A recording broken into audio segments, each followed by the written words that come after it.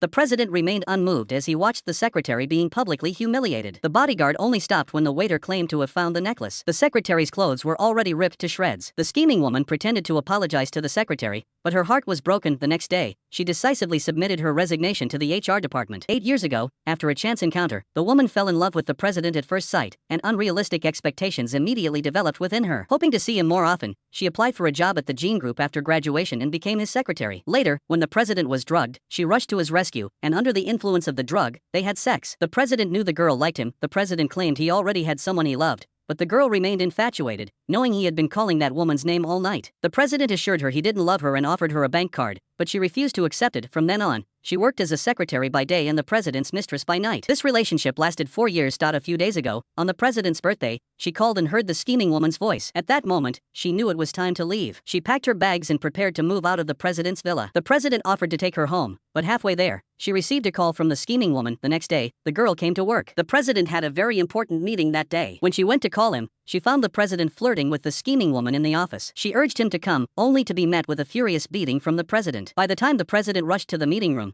the client was impatient and had his secretary bow for 2 hours as punishment. However, the president thought it was deserved and didn't offer a single word of comfort afterwards. The scheming woman deliberately made things difficult for the girl at the office, asking her to make him coffee, specifically asking for ice and no sugar. When the girl brought her coffee, she slapped her across the face. Then, she turned and cried to the president, saying she was on her period and the girl had given her iced coffee, giving her a stomachache without asking why. The president docked the girl's salary for that month and her quarterly bonus, citing a violation of company regulations. He also told her to make a company announcement and to reflect on her actions at the next week's meeting. Her colleagues, though upset, could only hold their anger in silence. The girl was hosting the welcome party for the scheming girl. At the party, someone mentioned how the president had protected her in school, chasing away her confessors, tearing up her love letters, and punishing those who gossiped about her. They also said the jewelry and dress she was wearing were priceless and had been specially prepared by the president. The girl was deeply distressed. The scheming girl complained that her skirt had gotten dirty because the hall wasn't carpeted, so she asked the girl to help hold it up.